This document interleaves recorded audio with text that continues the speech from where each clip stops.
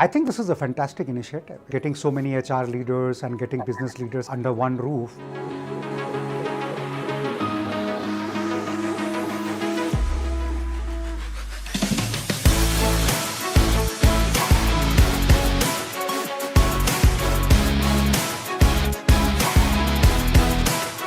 We took this opportunity. It was good to get together, meet lots of old people I've worked with, people from Airtel and Philips, where I've been here working.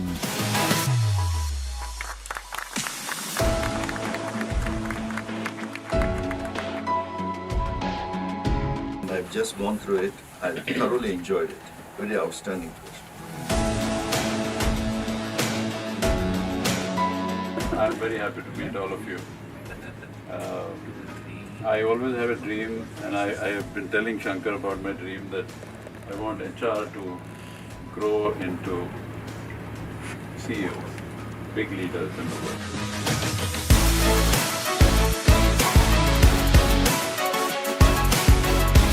Change is constant, change is dynamic.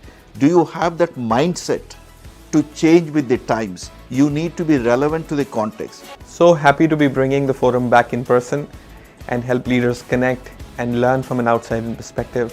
And the launch of Catalyze and the Future HR Leader program made it super special to be doing this beginning again. It was a good learning session for me. What you hear here in such kind of platform is going to remain. There's a lot of learning in terms of what are the things which are going to shape the HR in future.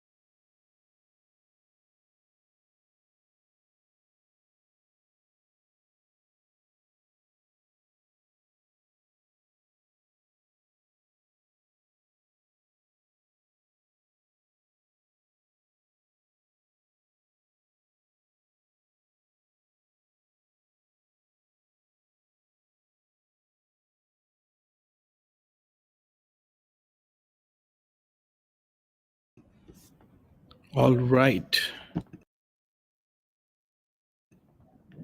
All right. Welcome, everyone, to this next special edition of Orbit Shyft Conversations.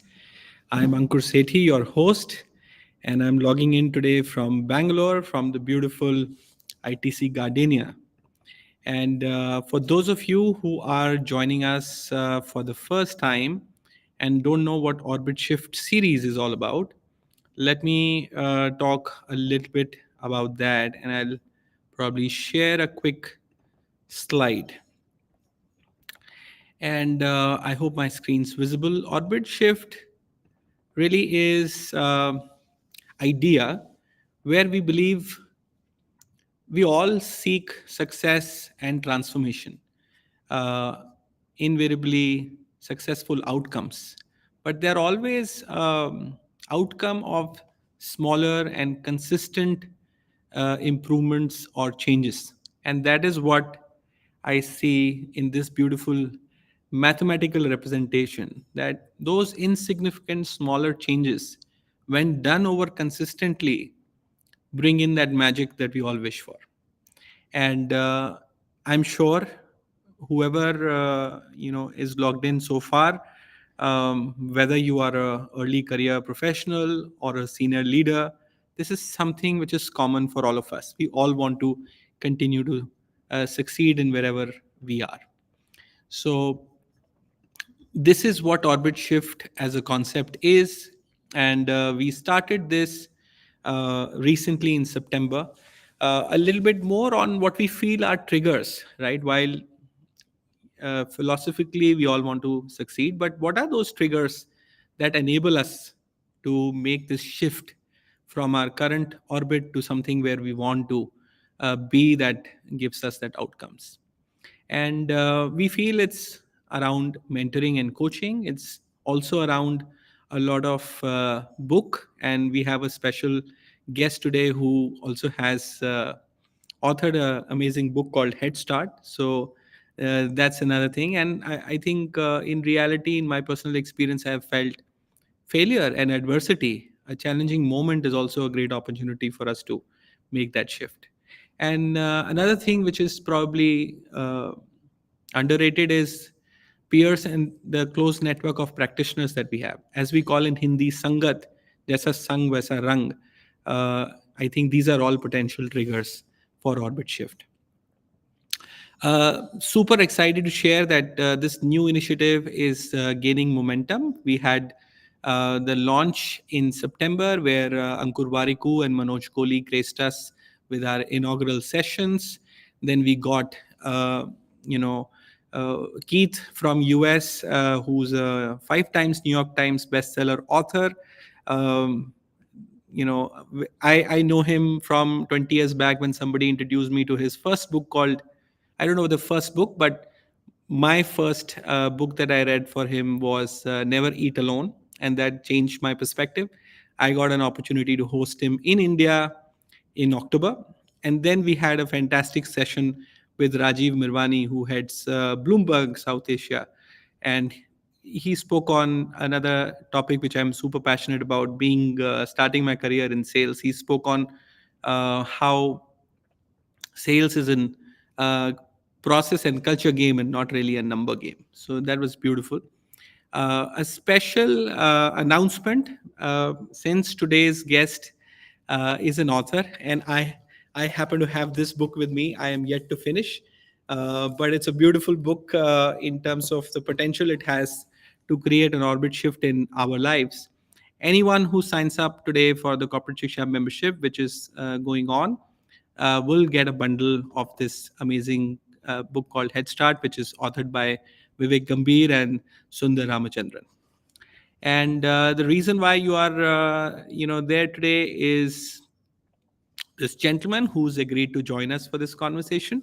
So without further ado, I will quickly talk about Vivek. While I'm sure many of you would have already seen his LinkedIn profile, uh, but an MBA class of 1997 from Harvard Business School, who went on to do a career in consulting and more than a decade in Bain and Company, was a partner India and overseas. Went on to one of the most respected brands in India, Godrej Group, was the chief strategy officer. Then later on, did the role of MD and CEO for Godrej Consumer. So I guess this person knows a thing or two to give us insights around how do we succeed. And the idea is really to have a conversation. And all of you who are logged in, would be great to listen to you first and probably leave us a quick comment and tell us where you're logging in from. And I present to you none other than Vivek Gambhir. Vivek, welcome and thanks so much for joining us. Thank you, Ankur. It's truly it's a pleasure being part of this conversation, and I think congratulations to you first of all for all the wonderful work that you are doing. And as you were describing, Orbit Shift, I was taking some notes about the power behind what you're doing, which is essentially around taking micro actions, small incremental actions. Second is consistency, and then the third was the power of compounding. If you keep on taking these micro actions on a consistent basis, it leads to dramatic results. And I think you did also a very good job of talking about the triggers and the importance of having your tribe. And all of these also tend to be very important drivers for success across any age or any profession. So congratulations and thank you to all that you are doing to be able to help people make a lasting difference. Thank you so much, Vivek. That's so kind of you. And I'm so glad to have you in my tribe. And super. And you wouldn't know probably the first time I got to know about you when Moily wrote his book, and you had done a video talking about his book of how fabulous was that book. And of course, that was another game changer. So thanks to him for writing that, and thanks to you for talking about it. And here we are. And let's look at the comments as well. I know this may sound a little bit of more of a radio conversation for people listening in, but trust me, Vivek has told me we want to keep it absolutely conversational. We have no other intent but to be of help and serve wherever you are in your career, to be able to help you. So tell us where you're logging in from, and let's listen to you, and let's listen to your questions as well. But as we get started, Vivek, one of the things that I get also asked a lot, especially from folks in early career, is how do I know what do I really want? Today there are so many opportunities, avenues that exist that may also come across as distractions. Uh, there are typical career paths which are no longer appealing to many. Uh, but when you go for the atypical path, you're on your own. There is no set template for you to follow. So I'd like to maybe begin asking you. I guess most of us would look at this as super success for someone to be able to crack a Harvard admission today, right? Or any dream college, for instance. How did you know early in your career what you wanted to do? Is there a way for young professionals to figure that out? I'm sure you've covered some bit in the book as well, but would be great to tap into your mind and find out, okay, is there a process for it or something else? No, Ankur, I think at the end of the day, the most important thing to remember is that there is no single formula or single road to success.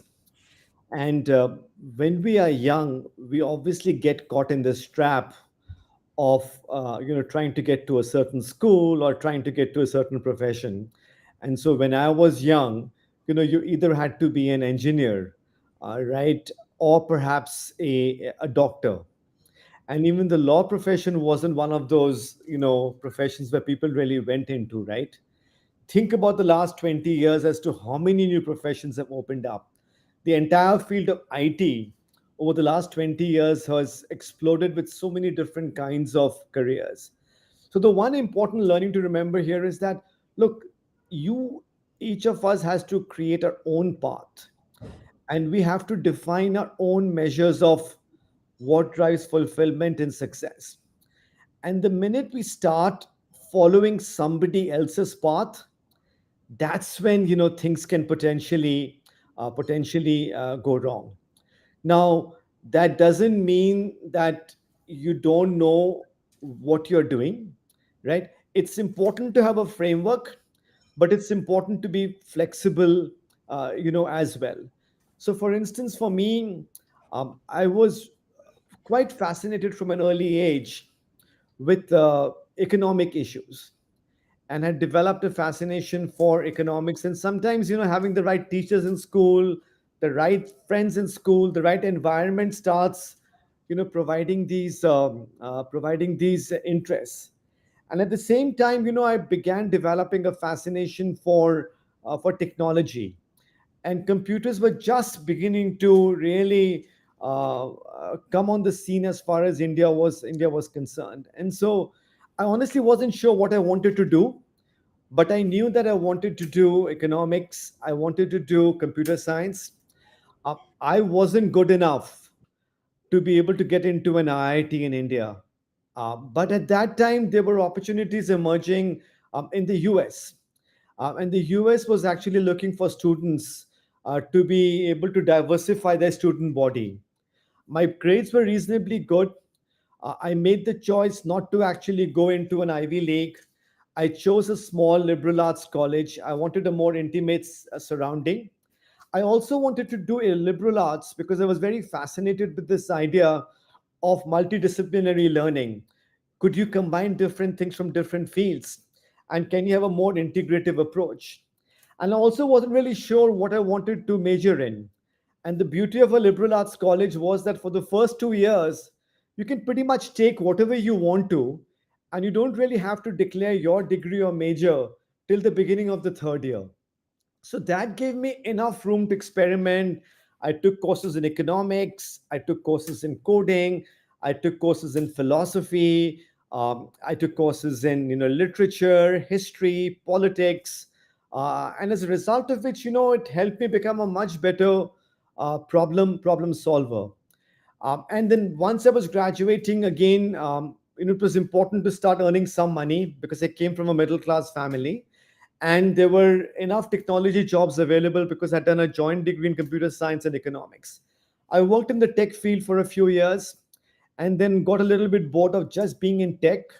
And उस time the whole thing was चलो MBA करना है. It wasn't the most thought through decision, but 2 4 5 साल के बाद सभी कह रहे थे MBA करो. So I went and actually ended up doing an MBA. But even after an MBA, I really wasn't sure what I wanted to do. So consulting seemed to be the best place to start because I really enjoyed solving problems. I enjoyed working with people, right? And those two things seem to be a great place as far as a consulting career was concerned. So I think the idea as people think about this is don't put too much pressure on yourselves. Keep on asking yourself, what are you good at? What do you enjoy doing? And then third of all, what the needs in the market could be. Because you could be good at something, but if you don't enjoy it, और उसकी demand market में नहीं है तो मुश्किल हो जाएगी. So, your interests and your passions, along with strengths and the need, those three things are very important to figure out which direction you want to go in. And for many people, if they know that they want to be a doctor, that's perfect. But for many of you who don't know what you want to do, keep on trying things, keep on experimenting. And the idea of what you're good at or the idea of what you enjoy doing also will keep on changing over time. So I always say कि एक roadmap होना चाहिए, and every 3 to 4 or 5 years keep on evaluating, am I still learning, am I still growing, am I still feeling fulfilled, and am I generally in the direction that I want to be able to go in. And most careers kind of develop that way. Most of them are not a linear path. Sometimes it goes through a very non-linear path. You take 2 steps forward, sometimes you get a setback in life. That's actually okay. But as long as you feel like you are learning and growing, and as long as you're broadly aligned with the objectives you've set for yourself, that's important. And the final point, Ankur, on this is, look, let's remember that unless somebody really strikes rich in the first 5 or 10 years of their life, which tends to be the Mark Zuckerbergs of the world, which is the 0.0001%. For most of us, average careers will last for 40 years, minimum 40. For a bunch of people who are on the call today, it might even be a 50-year career. So you have to be able to play the long game, as we write in the book, and say, how are we being a marathon runner? How are we setting up ourselves for success over being able to thrive over the next 40, 50 years, as opposed to only chasing short term goals? Wonderful. I was just observing that how easily you said you weren't really sure that you wanted to do an MBA, and then you tried and you got through Harvard. How cool is that? It sounds like a super brilliant and lucky position, but perhaps not everybody knows on the call that you did not succeed all the time. Perhaps your first love was something else. So for people who want to get into a particular program or a college or a company, when they fail and they can't get through, what is that we can learn from you that helps us go forward and get something else? Would you want to talk about your first dream college? Yeah, see, I was very lucky at that time. I needed a scholarship. And so I applied to only one college because USMA, they have this thing called early decision. And if you apply early decision and if you get in, then you're obligated to only join that school. And so, in that sense, the application process was much easier. But, I know a lot of people tend to obsess about a dream college, right? I always tell people, look, college is a step, not a finish line, and your dream school isn't the only place where dreams can start. And of course, we have to be real. Look, being in a top tier school really helps. A lot of doors can open. You're surrounded by smart, ambitious people, great faculty. उन colleges में placement भी अच्छी होती है. You build good connections. Recruiters आते हैं. The alumni network is also very powerful. But I think we have to be very honest. Ki the first college is can be very useful for your first job, but it's not a golden ticket, and it doesn't guarantee success. And the advantage can only go this far. After the first job or so, people actually end up caring much more about what you can do as opposed to what kind of school you've gone to. And so I always tell people, ki, look, you may have a dream school. If you don't get into it, it's not the dead end. It means ki you just have to approach things differently. There are lots of ways to be able to, build skill sets. You can hustle a lot more. You can build your own network. And given technology, given the kind of platforms people have today, I think going to a dream school, while obviously it can help, that's not the only way to success. There are lots of other ways somebody can still be successful. Right. But you also faced a failure, right, in India. There was a dream college in India that you didn't get through. Yeah, right? it was, Is that right? it was, it honestly, if I were to rewind the clock and say, could I have gotten into IIT, my grades were not good enough, right? And so, usme, I think the choice gets made relatively early. If you are not a top performer, I think for a lot of people, IIT might be difficult. And I realized that fairly quickly in class 11 or so. I wasn't sure I wanted to do engineering, right? I thought I wanted to do economics, but I wasn't sure of that. So partly it was led by not being sure what I wanted to do. Partly it was an honest reflection कि अगर grades नहीं हैं, so that became actually a bit out of reach. And I think that realization is important for people to get to. For some people who have the grades, IIT obviously can be a fantastic option. But my point is that that's not the only option now. और भी बहुत सारी options हैं, and there are lots of pathways to success. Getting into an IIT is not the only way one can be successful. Wonderful. Great takeaways. So if you don't know what you want to do, it's okay. If you don't get into your dream college, it's okay. There are so many ways to get to success eventually. The idea really is to stay on the track and keep trying and And not be fixated. perhaps you have to hustle more. Perhaps you have to develop other strengths as well, right? So obviously there's an advantage if you're in a dream top-notch school.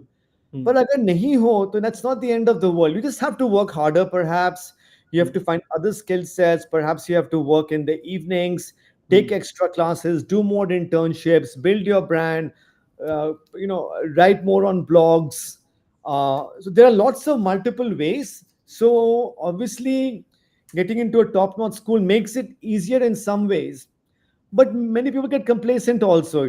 It's not as if every single person who goes to IIT is more successful than people who don't go to IIT. So that's a and you can look at the data कि कितने लोग जो IIT वगैरह नहीं गए हैं, they also today are equally successful.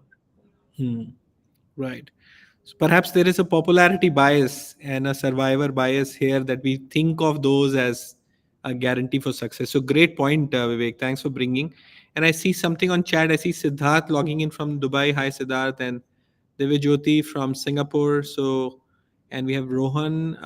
Clearly, we have made the use of the digital capability to connect beyond geography. So super to see all of you logged in.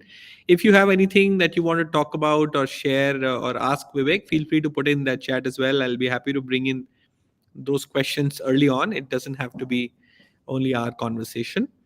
Uh, but the next thing, Vivek, if I look at your career cycle, the next big thing for people to look at is that fancy of a consulting career. Go to any business school, that's the top aspiration of people. And I have done this poll with many other students. People who are not even aware about what the consulting role is want to aspire to get into consulting. So what is that the consulting firms have done right? What do you think is the reason for this brand? Yeah. See, at the end of the day, I think one has to also be very clear on what profession will suit the person the most, right?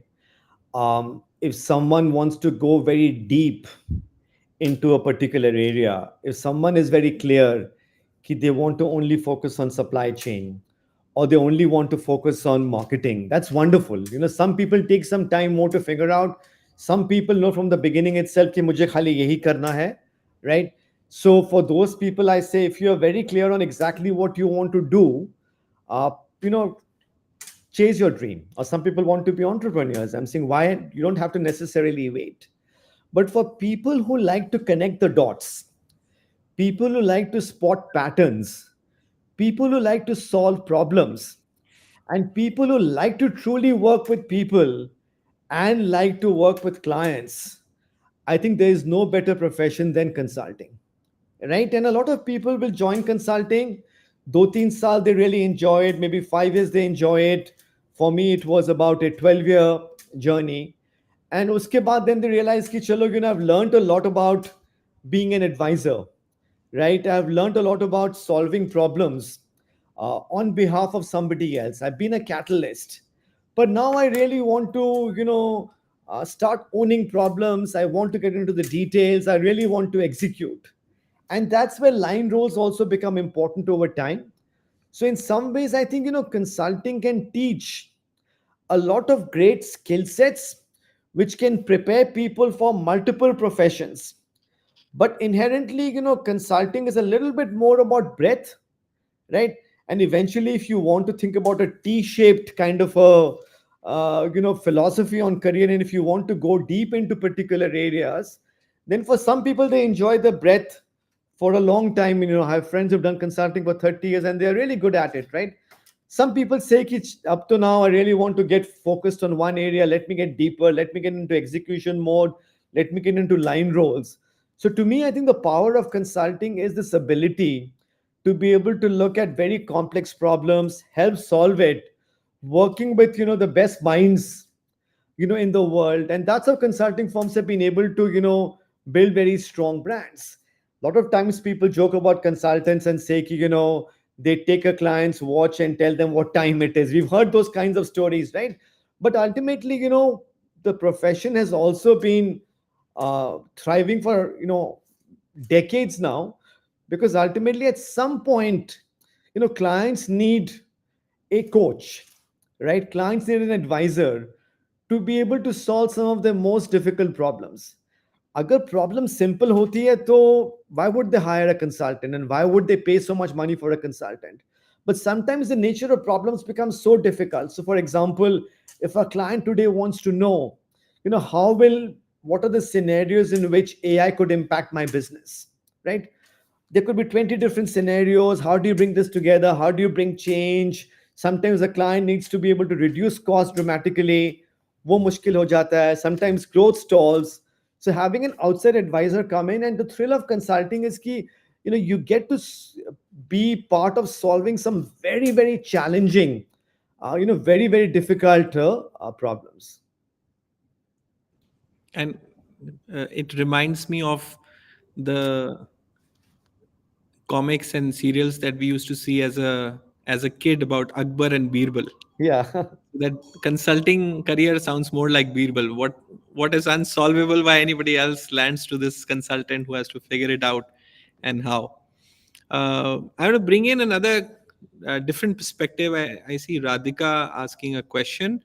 What are the key skills and qualities you believe every future leader should develop early in their career? So when you talk about in your book, in the first 10 years, what is that they should be focusing on? What are those few things, and maybe a plan how to get it? So, to me, I think in the early years, there are two or three things that are very important to learn. One is what I call proactive problem solving, Ankur, right? What is your framework in terms of being able to solve problems? Can you quickly be able to structure the problem? Can you frame it? And can you find solutions for the problem? See, at the end of the day, whether it's AI today or some other technology tomorrow, right? The power of being able to solve problems will always remain. And that is a very important critical skill to develop in the first few years, is key. How I be able to actually solve problems. The second, I think, important piece is, in the first few years, and we have a chapter called Be an Avid Learner, is how do you stay curious? How do you keep exploring?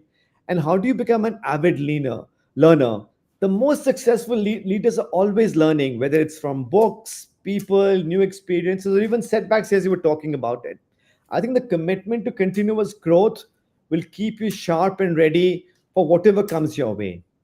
The third piece, I think it's very important in the early years, is to develop effective time and energy management. And managing your time is so much more than just being busy. You should be learn how to be focused on what truly matters, learn how to prioritize, stay organized, and make the most of each day. The fourth piece I would recommend again is, how do you build your skills to actually be a great communicator and also build great connections? So most leaders communicate clearly, they're authentic, and you have to find a way to build networks and build connections. It's about forming real relationships and creating trust. And then the final piece I would add today is, given the kind of impact that we are seeing as far as AI is concerned, I think it's very, very important. This is a generational change that I think we are seeing. It will perhaps be as important as computing, and as important as the internet. And so, for every single person, I would urge them to actually find ways to immerse themselves in understanding the role of AI and how that could impact whatever we are doing. I think India still is probably behind what I've seen in markets like China and US in terms of how they're thinking about AI. Here, people are thinking about it, but it's not top of mind yet. But whether it's learning, whether it's marketing, whether it's business schools, undergrad, sales, manufacturing, AI is going to impact in ways we've never been able to imagine before. That's the final skills that I would recommend to people, is actually find a way to keep on understanding and learning more about the different facets of AI and how you can use it to your advantage. And how should one learn this? Something new as this, which is anybody's guess who's an expert, where should, what's the playbook? Where should people start? Yeah, so I think, look, at the end of the day, the starting step has to be about being curious, right? Keeping your eyes and ears open, reading more, talking to people, uh, right? Keeping on learning how to start solving problems. It starts with actually both curiosity and actually being able to try and carve out a certain amount of time to be able to focus on learning. And so, the first step, for example, in our book, Ankur, we talk about is, to actually have a to learn list, right? Keep a list of things that you want to keep on learning. We also have this idea about having a learning SIP. We have financial investment plans. आपका learning SIP, actually क्या है? The third is to be able to actually have a peer network. लोगों से बात करो, read about it, talk to people. If there's some work happening in your organization which involves AI, raise your hand, seek a stretch assignment, right? And there's a framework we talk about in the book. It's called the LDST, framework. Use that framework to keep on learning. So there are lots of different ways because you don't honestly know which direction this will go into. All I can say is I know it's going to be very, very transformative. And all of us know the hundreds of billions of dollars the largest companies in the world are investing in this. And those companies will not be investing, it's not about a few billion. These companies would not be investing hundreds of billions of dollars unless they saw a fundamental shift that's been happening.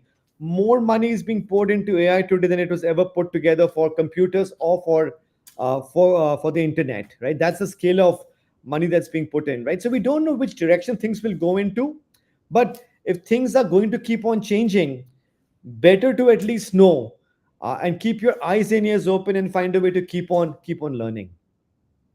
Wonderful. So in essence, be an optimistic explorer and be consistently committing time for learning, whatever be our learning style, whether it is reading a book or listening to a podcast or doing one-on-ones of experts or joining a masterclass, whatever works for you, do that. I've also seen people over thinking on ROI when they look at learning, right? For instance, uh, is this the right program? Keep thinking about whether this is the right program and enrolling or not.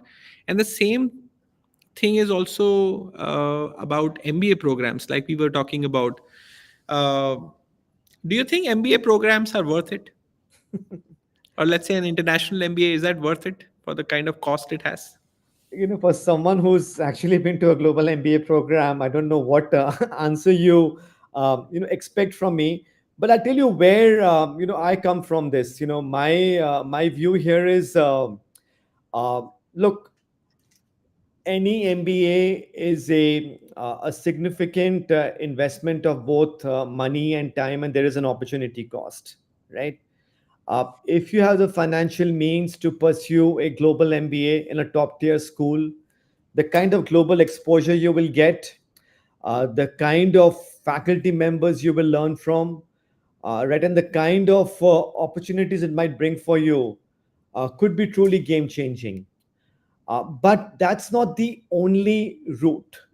As I was mentioning before around the discussion on dream schools, plenty of people can build thriving careers by getting real world experience. You can take courses online, as you were saying.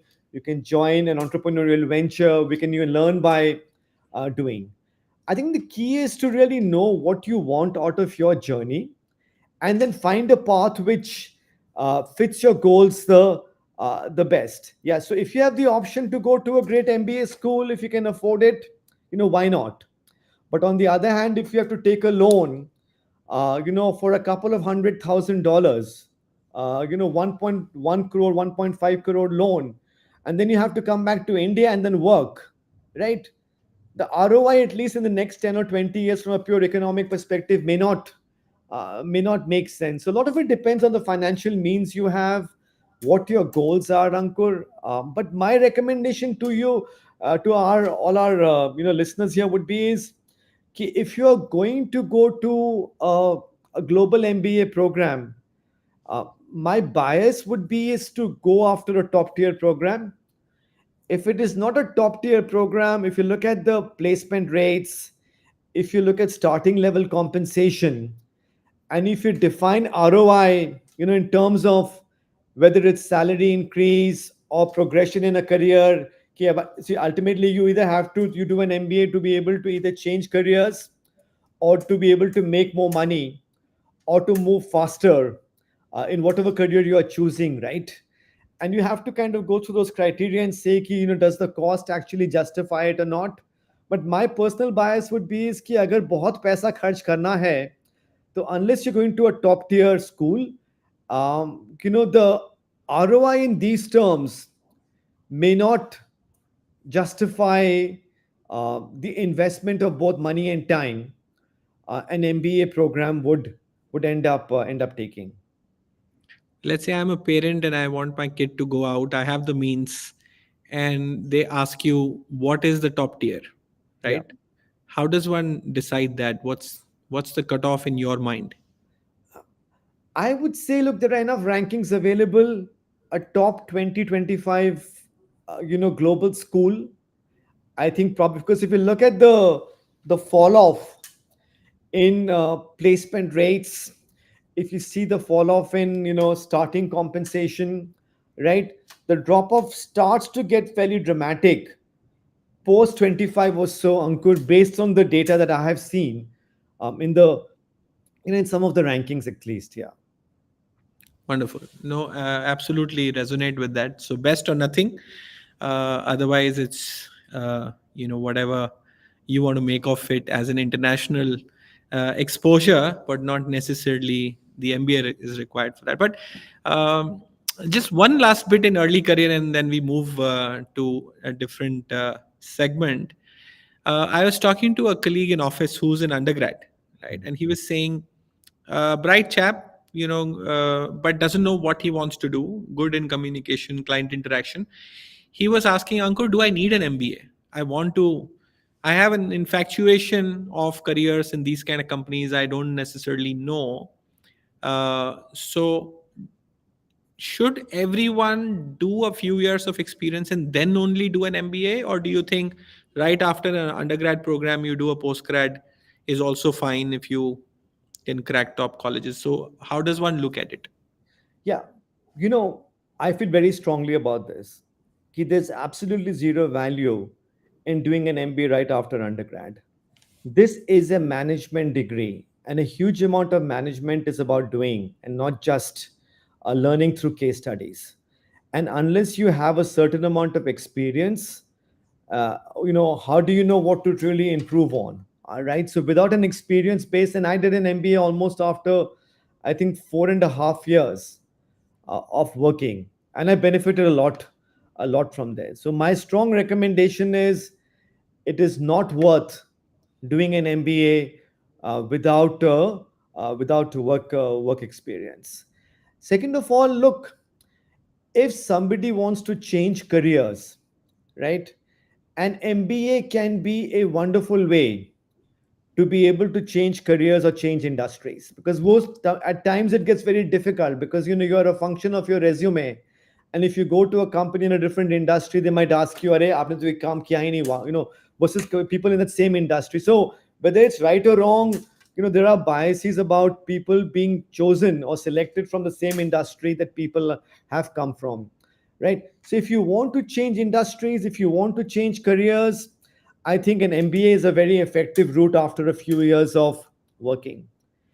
If you're working in the same industry, right, and you want to continue working in that same industry, then you have to look at the ROI from an opportunity cost perspective and the cost of an MBA, right?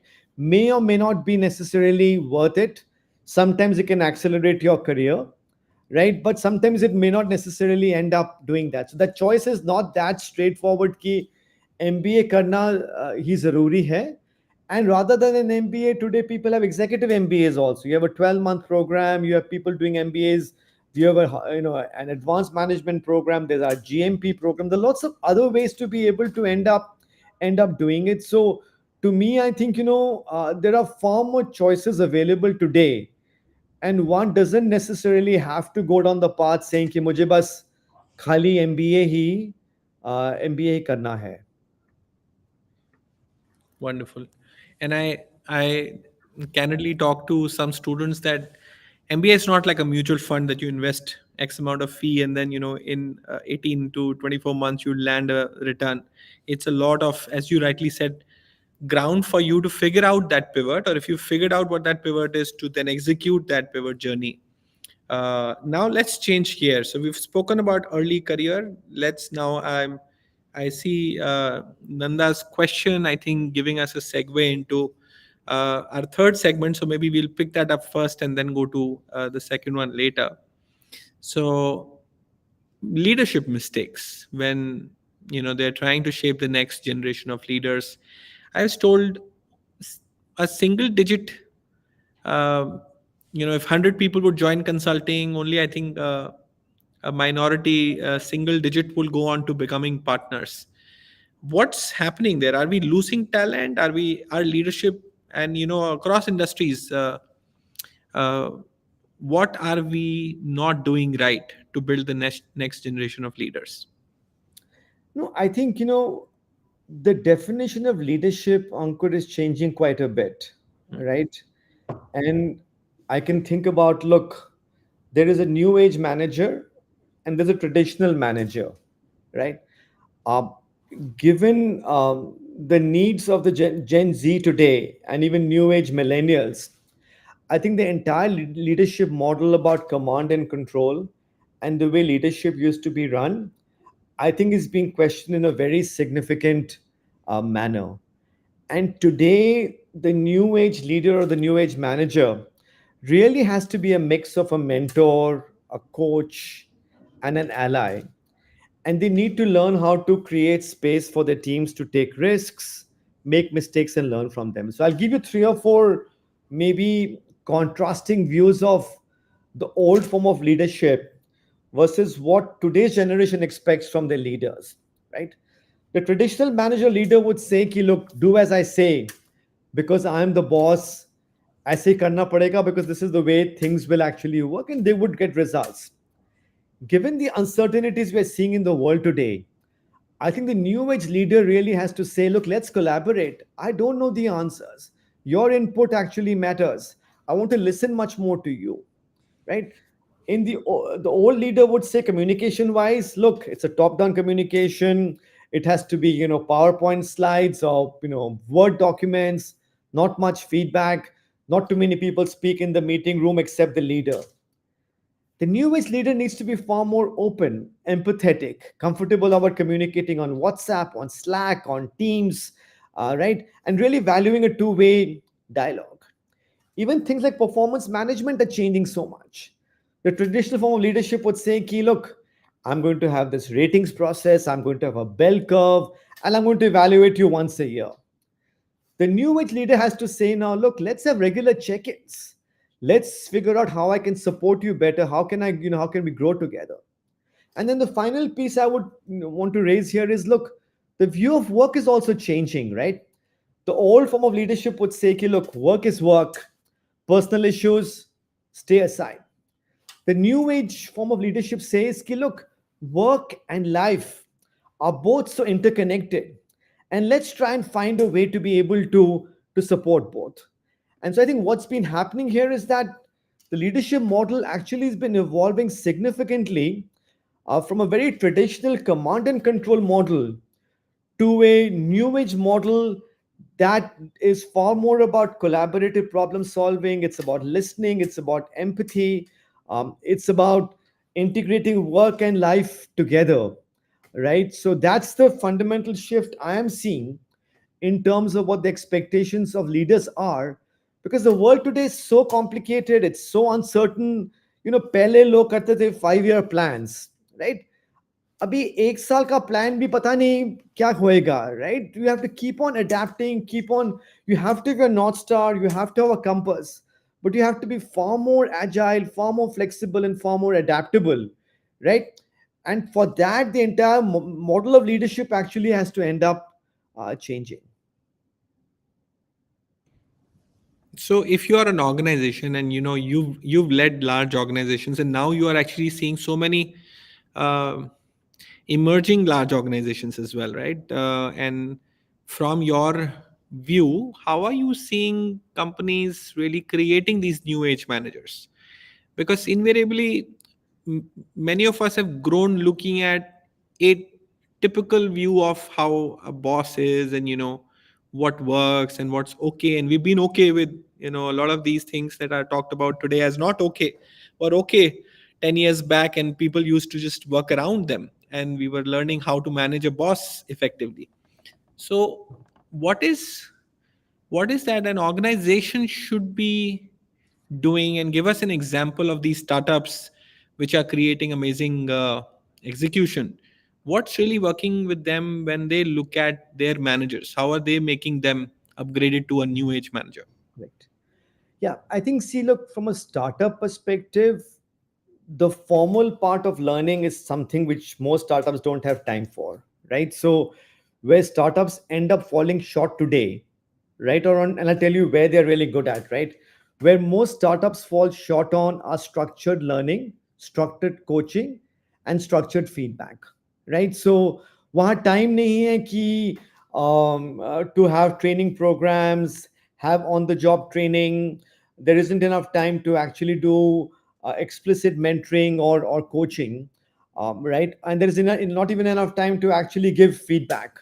If startups, and that's a learning for startups, as a result of which, when people leave, right, a lot of people join startups with very high hopes, right? And if you ask most people in a startup, they love the energy, they love the vibe, they love the hustle, and they love the mission of a startup. What sometimes people leave saying कि यार पता नहीं, कभी feedback मिलता नहीं है, I don't know how I'm doing, right? Where is my career headed? And so then people get a little frustrated, and then they end up leaving, right? So the idea for most companies today is, can you learn from the agility of a startup? Can you learn from the speed of a startup? And startups are amazing about experimentation, failing fast, learning quickly. But can you try and bring in some of the structured learning that most multinationals are very good at in terms of giving feedback, structured learning? To me, I think most companies are trying to figure out that right balance between creating and making learning and development a priority, Ankur. Abhi, I don't think learning and development is actually a priority. And it's very ironic. Most people say that we want 80% of people to be promoted from within, right? But yet they'll go outside and hire people at almost 2x the cost, right? If they were truly serious about making people learn, then they would be investing far more time on that. But HR budgets, maybe now learning is such a, if you'll ask most organizations ki aapka learning budget, you ask the most important thing kya hai, right? And they'll say our most important thing is to be a learning organization, right? We need to be agile, we need to learn. Capability building is a big gap. And then you ask organizations ki aapka learning and development budget kitna hai, right? It's going to be, drops of water in a bucket, right? So there's a fundamental mismatch that I see in most organizations between what they think is a priority versus actually the investment they make. And because of that, then they're forced to go outside and bring in far more expensive talent. And that is the irony today in terms of how organizations are approaching, leadership and learning and development. It just does not make any sense at all. And I'm trying to think of an organization that has mastered this balance of both. Does any organization come to your mind? So again, if I look at someone like a Hindustan Unilever, in terms of the number of leaders they've been able to create, I'm looking at outcome again, right? If you look at bench strength, right, in terms of how deep their talent engine goes in, right? I don't know too much internally kya kar rahe hain, but if I look at the number of CEOs who are from HUL today, if I look at the depth of talent that they have in terms of, brand strength, I think even if the entire leadership team of HUL left today, the company would still be working fine. I'm saying this in jest, but that's the power of, I think, an organization like that in terms of what they've been able to do to actually build, learning and development, and really embed that within the system. I think, yeah. And from a startup standpoint, what are some organizations who have done extremely well in terms of creating a culture and people development for long-term success? Yeah. You know, I mean, the one company which I've worked closely with has been Mama Earth or Honasa, right? And the kind of, I think, commitment that someone like a Varun has put into place to make learning and development a priority, certainly that's one of those companies that I can personally talk about and say, look, they actually are trying. Again, they are not fully there yet, but in terms of the progress they've made, I think that's one of the companies that I think truly places a fairly strong importance on learning and development.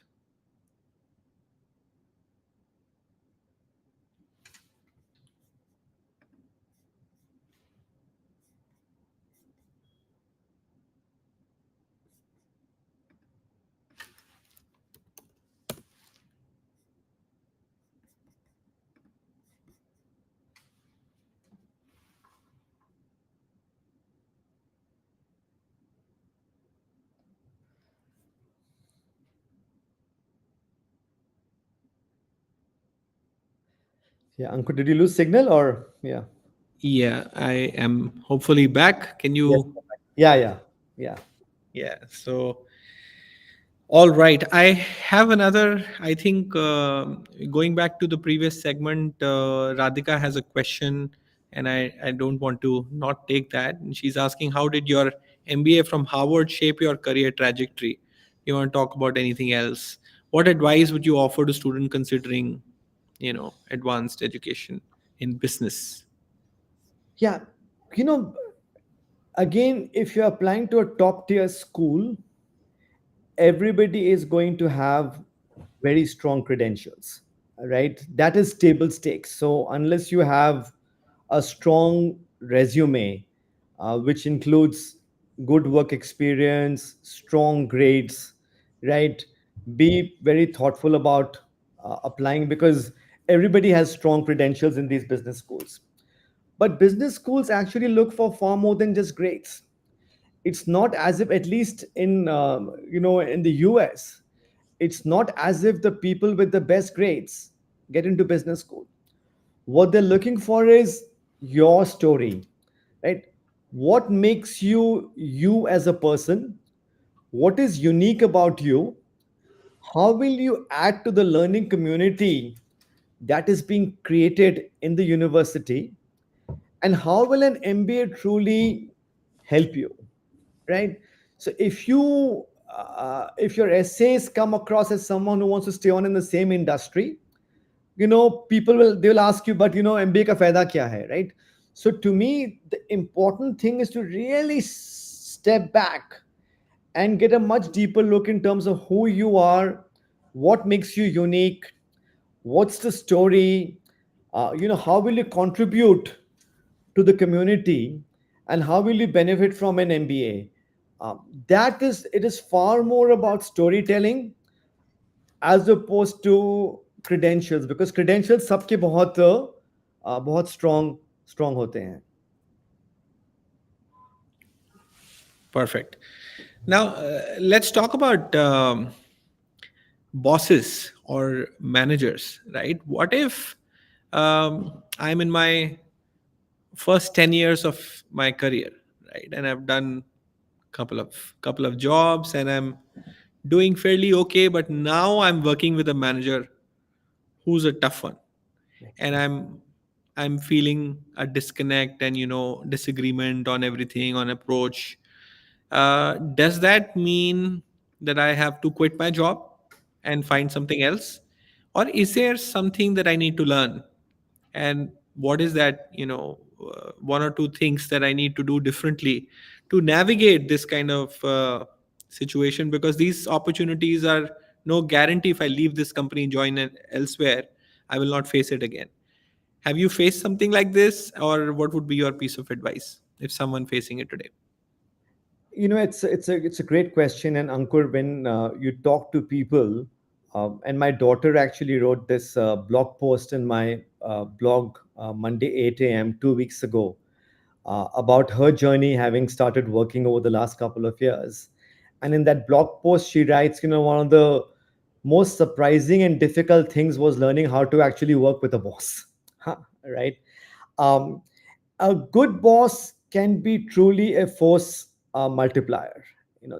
Finding a great, and we know this whole cliche, right? Uh, People don't leave companies; people leave managers, right? So there's a huge power and an importance to be able to find the right boss. The important thing, Ankur, can you hear me? I think you've.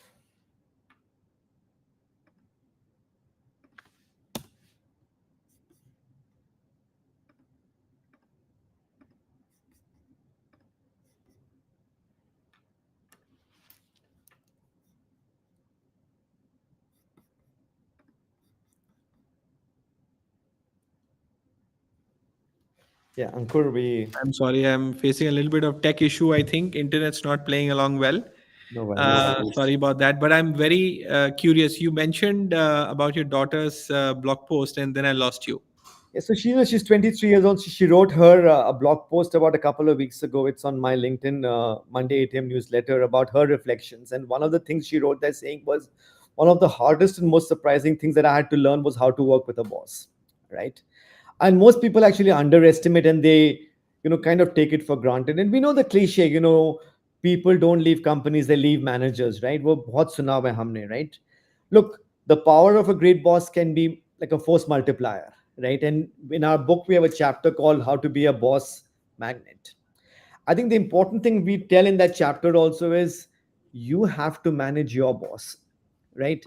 While your boss is managing you, right? Figure out how best to manage your boss. And this includes things like get to know your boss. What is their style? Do they like communicating by email? Do they like to be communicated on a daily basis? Is it a weekly basis? Understand your boss. What is their style like? How is your boss when they are under pressure, right? And then also find a way to make your boss shine. The best way to succeed in life is to be able to make your boss shine, and the way you can do it is by nailing your deliverables. Whatever you ask to do, find a way to be able to do a good job. And in our book, we again have a framework called the 2x2 stakeholder engagement plan, which people can use to look at these things as well. Ask for feedback. Ankur, most people feel afraid to ask for feedback, right? And feedback doesn't have to be done right only once or twice a year. If you're traveling with your boss together in the car for a client meeting, us meeting push lo, look, how am I doing, right? Or send them a message up front saying, look, I'd love to be able to get some feedback. Most bosses would love to give feedback if they're given the chance to, but most people don't ask them, right? In spite of all of these efforts, look, there might be some situations where you've tried for some time, and in spite of your best efforts, things may not work out, right? If they're not working out in your current organization, try and see if you can work in some other department, right? I don't normally advise complaining to HR to go and complain about your boss, unless obviously the boss is doing something which is unethical. Then you obviously have to do that. But otherwise, complaining about a boss and their styles, I haven't seen it work in most situations, I'll be honest, right? So try and find a way to find some other boss to work with. And if the boss is not bringing out the best in you, and you have to be honest with yourself, how much of it is you versus the boss? If you're not being able to, if the boss is not treating you with respect, if you're not having fun working with your boss, if you've tried everything, sometimes the best thing is to actually exit, gracefully and honorably. I think so. I don't advocate keep at it, but try your best and be very clear. Is it about the boss or is it about you? Many times I find people they will blame the boss, but ultimately if you're not delivering on time or if you haven't done some things right, you can't keep on blaming the boss either. But if you've tried everything and if you've been honest with yourself, not every single boss will be someone you'll want to work with. Sometimes you just don't enjoy working with certain people. And if that's the case, I recommend, give it your best shot, but it's fine. It's fine being able to, look elsewhere, if you need to.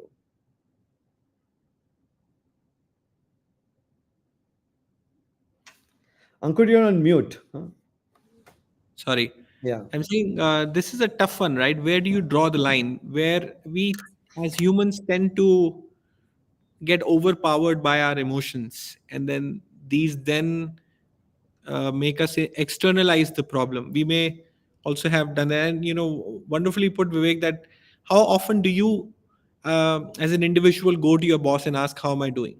Yeah. And be very objective about it, not just for the sake of asking, but ensuring that you have like a journal of it, and you're seeing and go back and saying, hey, I have done some work on the feedback. Did you that you mentioned? Did you see any improvement? How am Yeah. I doing now? So that follow through, I think, is fantastic. But it's And Ankur, look, there are some clear indicators, right? hmm, Um, and it's very individual. What does one need to feel successful and fulfilled in a job, right?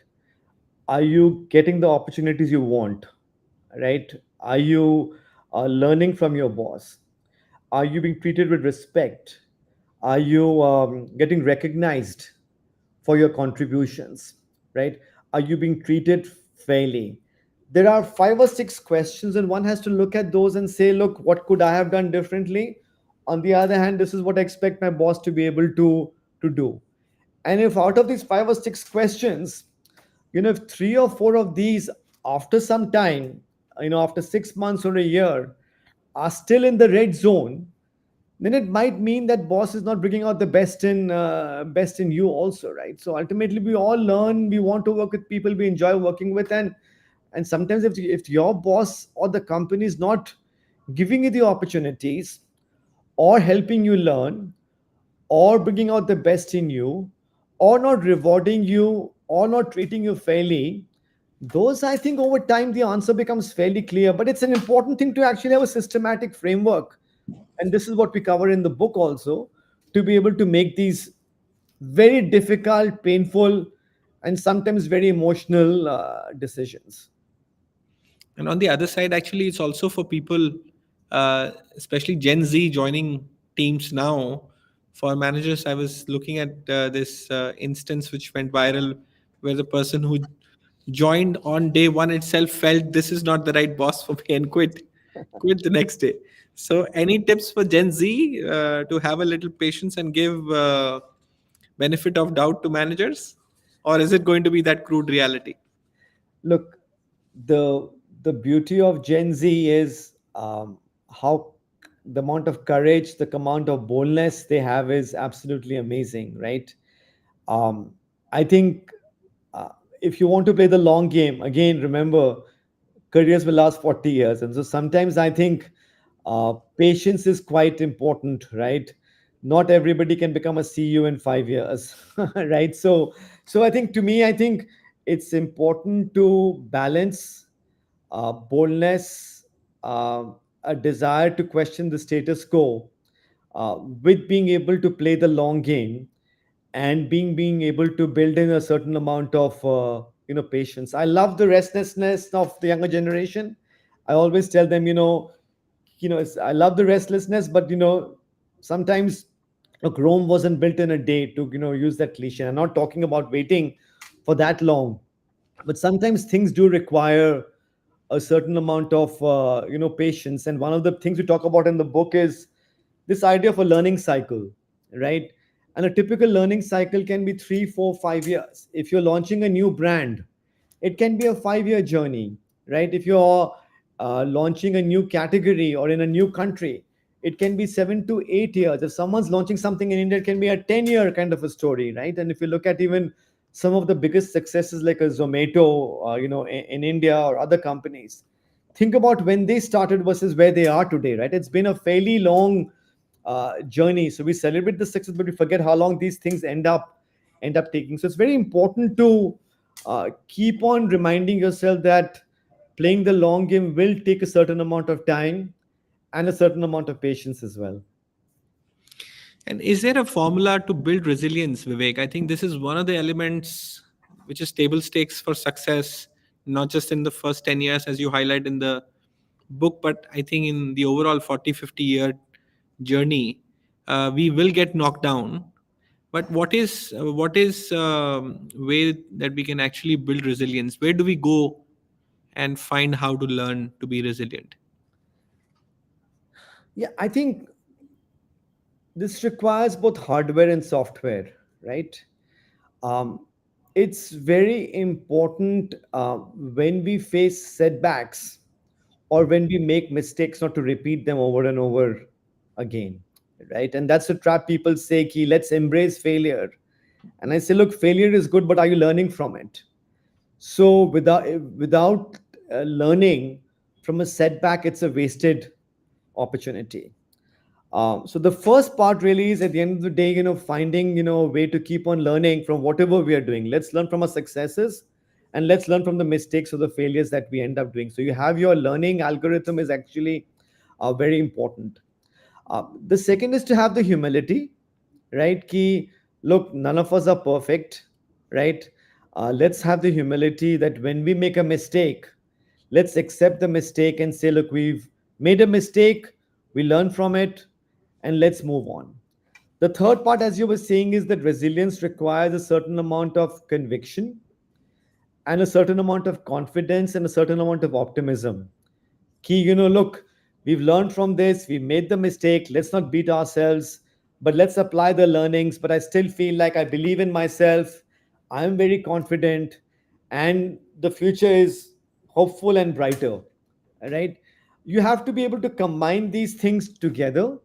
And then the final amount of resilience actually requires having a strong support system, right? You need to have people around you who you can lean on, who will give feedback and help you in that journey. But a combination of these things actually over time helps us build. Resilience is a muscle, right? And that gets built over time, but it takes an active level of effort to be able to continue to strengthen this muscle over time. But without some of these actual actions, you just won't become resilient without this, I think.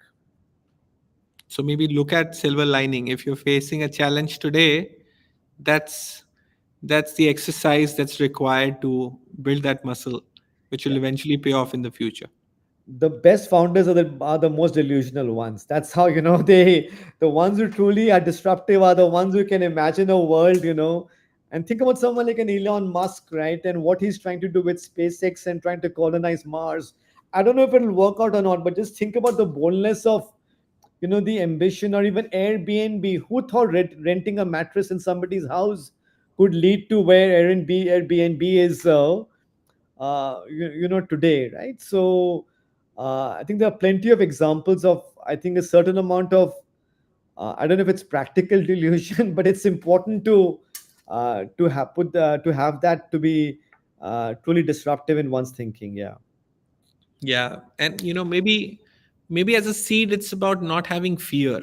Have the courage to look at things which have not been done before, and they may appear as bold to people because you're not fearing what if this doesn't work, but you're really looking at that purpose. But I want to just double click on this, especially since you talked about Elon Musk, and then there are many other founders who are building great companies very fast. These are beautiful cases of how a change management or an innovation could be. Many in India as well. I think Bhavish probably is a great example of how someone has pivoted a company and built multiple businesses.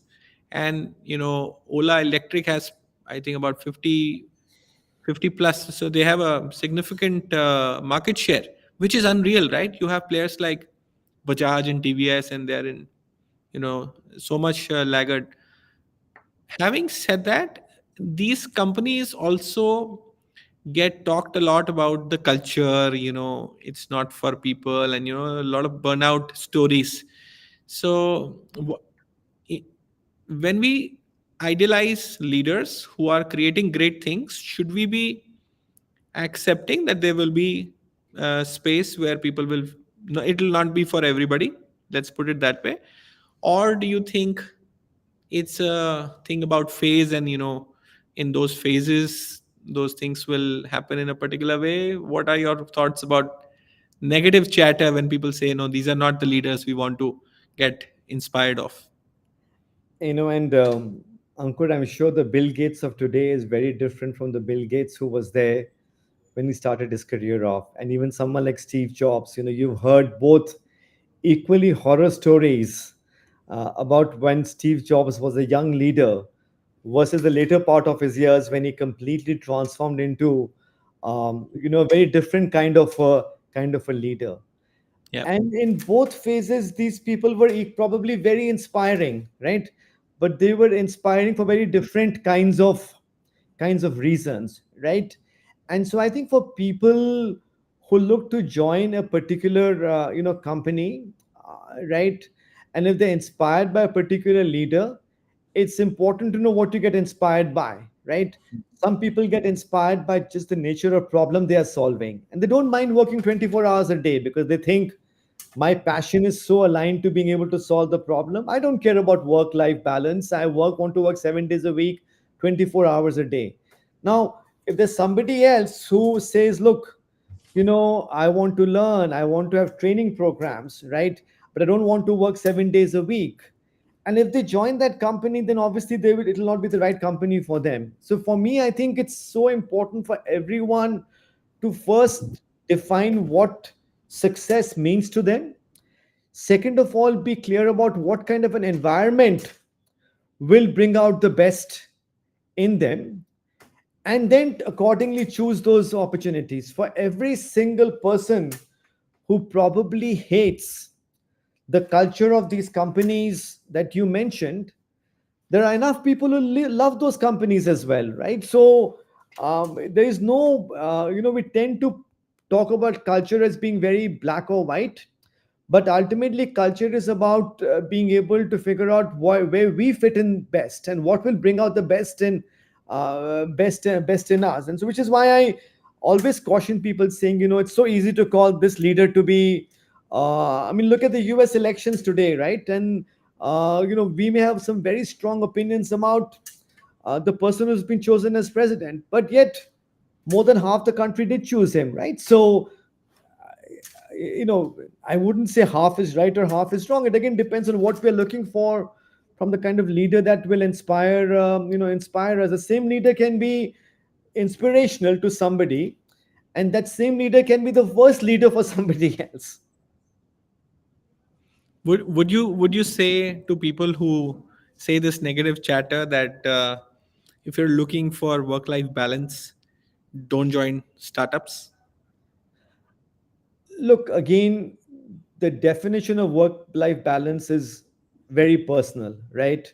Work life balance for someone in the early 20s could be very different than someone who is newly married or has young kids, right? So again, it's very important for each of us to figure out what work life balance means to us. For someone, it might be कि मुझे 7 बजे के बाद I don't want to be disturbed at home. Somebody else might say, look, I am fine being called at 11 at night. I don't mind. And I'm fine working weekends as well. So the answer will again change. So each of us needs to figure out what work-life balance means to them. On the margin, startups tend to be more chaotic, right? Startups require a slightly higher pace of work than more established companies. And so, rather than work life balance, I tell people, look, are you comfortable in being able to work in more chaotic, more ambiguous environments? And will they bring out the best in you? Right. And therefore, because, and Ankur, if you're enjoying what you're doing, and if you're loving what you're doing, you find work life balance. जब मजा नहीं आ रहा था काम करने में ना, तब questions आते हैं कि but when your work becomes a calling, which has happened with many startups, right? When you are loving what you're doing, you find the time to do it. And work life balance to me becomes a bigger issue when you're not really happy with the work you are doing. So true. And initially when you spoke of more like figuring out our ikigai, that sounds so simple, right? Figure out what you're really good at, what's the demand for it, are you enjoying?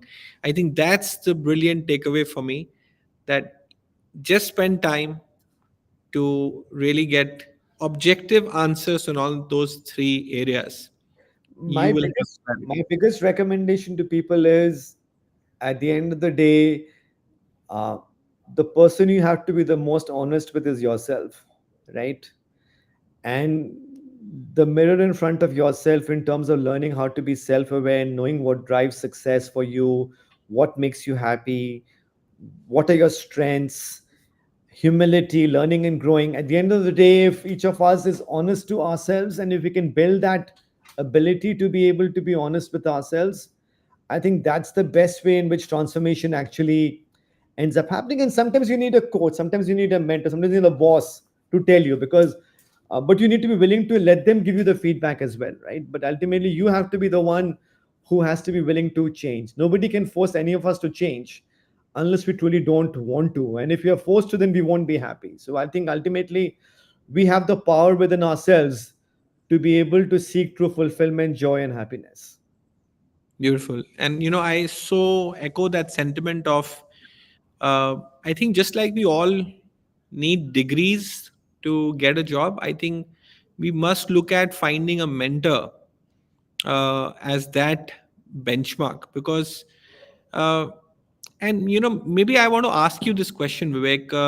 And I was with a bunch of students who are volunteering for our program here in Bangalore tomorrow, and they were asking me, how should I be addressing the leaders who are going to be coming tomorrow? Should I say sir, ma'am, or should I call them from their first name? And typically in the institute that they are from, they are told, or not explicitly, but they have seen the kind of chatter that happens. So again, the effect of the surrounding matters so much. When you see smart ambitious people talking a particular way, you tend to be like that. But when you are in, let's say, another tier 2 tier, not so top institution, then you feel a sense of fear of others judging you, and then you want to be nice, right? And you're not yourself. So how does one really come out of this shell? And part of what you're also talking about is, we tend to be carrying a facade to impress people, and then these lies become so unconscious that we start giving ourselves these lies, and then we're not true to ourselves, and then therefore development doesn't happen. If I am in an institute which is not, or if I am in a company which is not the top, or where I want to be, right? How do I feel comfortable to come out of this, to be vulnerable, to be confident, to not have fear? What are some two three things that I can tangibly do, like a Monday 8 a.m. from next week? I can prep. What is that I can do that will give me that growth trajectory? Yeah. I think at the end of the day, Ankur, it's important to have some objectives that you want to solve for, right? You can call them as goals, but you need to have, and whether it's a to learn list, but you need to have a framework again of being able to what you want to achieve over the next, say, 3 to 5 years. And I don't talk, you may have a 20-year direction, but it's important to have a 5-year kind of an objective कि मुझे ये 3-4 चीजें करनी हैं. For some it could be money, it could be a promotion, it could be a bigger role, it could be learning a few skill sets, right? But it's good to have a certain framework or an objective of being able to, because being directionless is a big challenge itself, right? So I would say ki frame what you want to be able to do. And it could be even developing certain parts of your personality. It could be, I want to become a better public speaker, right? It could be, look, I really need to find a way to become much more confident and assertive, right? And for each of these, then have some things that you want to do. And it could be either formal training, it could be talking to people, it could be reading. And it's not a very complex paper that you put together, but I think it's good to at least have some objectives that you're putting together, that you can end up pursuing, which is again both could be specific skills, could be behavioral skills, could be opportunities. It could be fun things you want to do. If you want to learn a new language, you want to travel somewhere else in the world. But I think it's to it's good to at least have the some sense of direction that you want your life to be able to go towards. And एक बार करने के बाद भी, I think it's good to look at that list. I always say at least once, if not twice a year, कि are we generally on track? Did something did not make sense? उसको हटा के कुछ और add कर लो. Right? But that living document of at least putting down the direction that you want to, go towards, Ankur, I think is very important to be able to at least feel like you're making some meaningful progress. Do you still have something like that, Vivek, for yourself? We have that, and as a family, what we do at the end of every year is we go through our list of highs and lows also, right? These are the three things which we felt very proud of in terms of what we were able to do.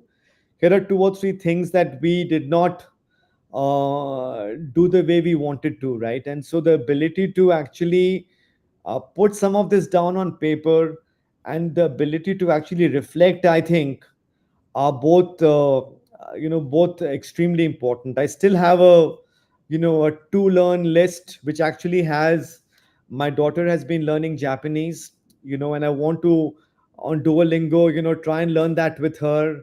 I want to learn a little bit more about AI. A bunch of my friends have been talking about pickleball, so I want to learn pickleball as an example. So I have three or four things that I have on my list, in my to learn list, as well, because I found key. And there are two things. One is putting it down really makes a big difference.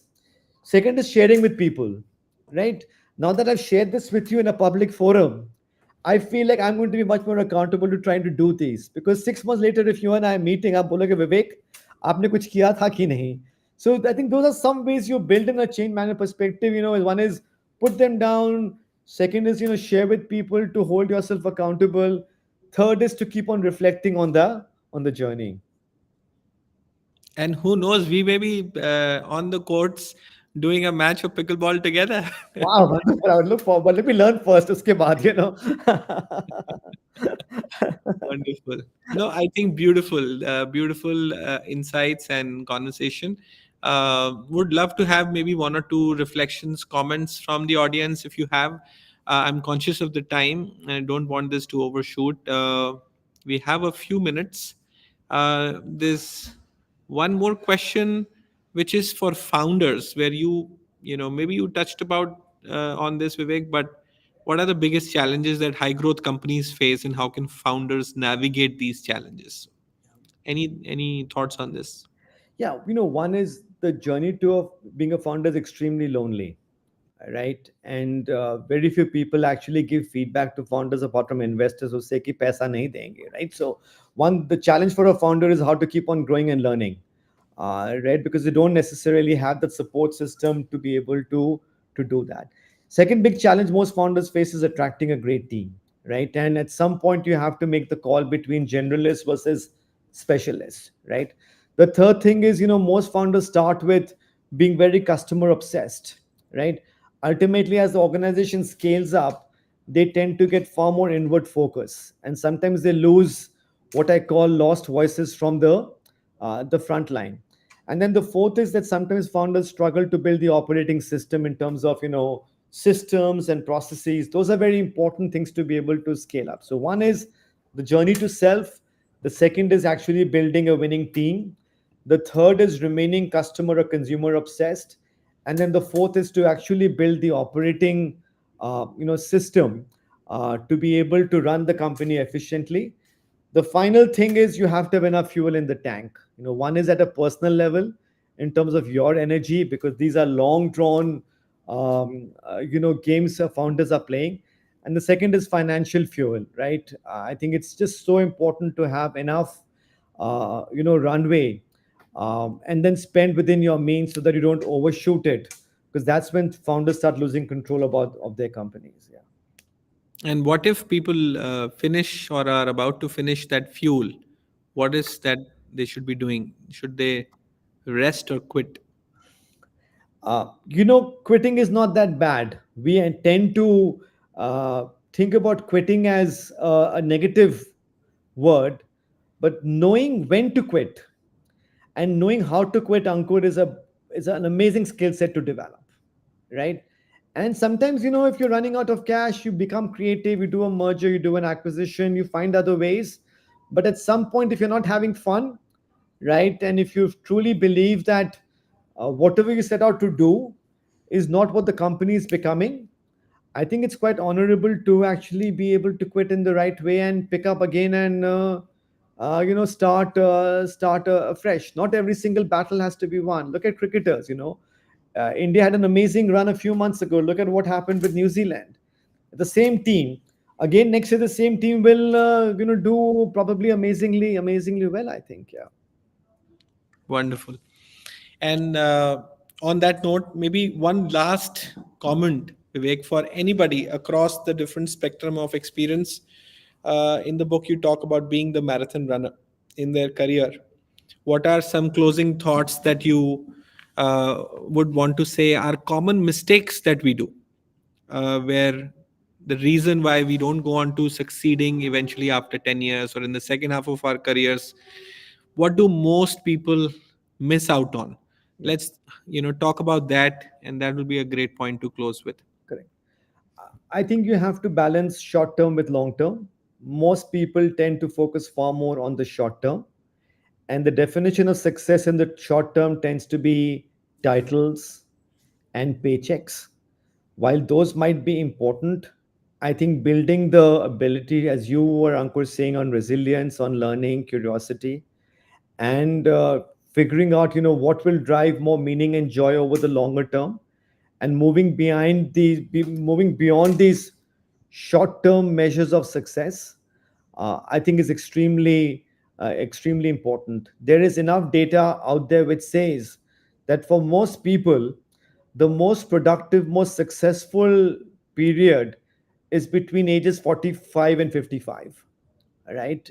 That's when you've learned, you've made a few mistakes, you have the wealth of experience. And so there's enough data which shows that that tends to be basically the golden years from a career success point for most people. There will always be exceptions, right? So to be able to get there again, I think you have to go through learning cycles, you have to learn through success, you have to have humility.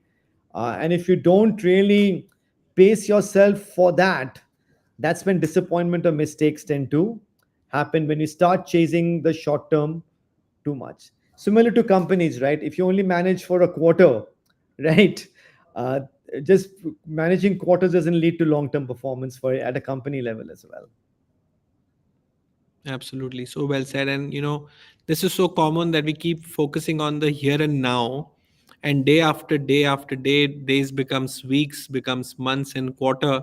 We realize there is just no enough time to be able to do that. I think you're right in that sense. It's a muscle. We have to have that mental gym time blocked with us, have that learning list that you recommend created. And I think find a set of people, because I feel we should never build alone, whether it is our career or company. We should never build it alone. When we have those honest conversations with people who we can reflect with, suddenly we realize, or maybe we don't even realize the kind of impact it is doing for us. When someone's doing it alone, they are spending far too much time thinking about the problem or how to solve it. And when you're having a conversation with a senior leader or a mentor, Right. whether it is even a form of a book, when you go through a book like what you and Sundar have written, I think it's an amazing way for one to resonate with what they are going through. And then that one idea, if that works for you, call it ROI for a book or a learning program. I Thank you think it's so going much, to be Ankur. phenomenal. Lovely talking to you, Ankur. Thank you so much for the time, and keep up the wonderful work. Thanks so much for being with us, Vivek, and sharing your candid perspective. I think this was really fun and insightful.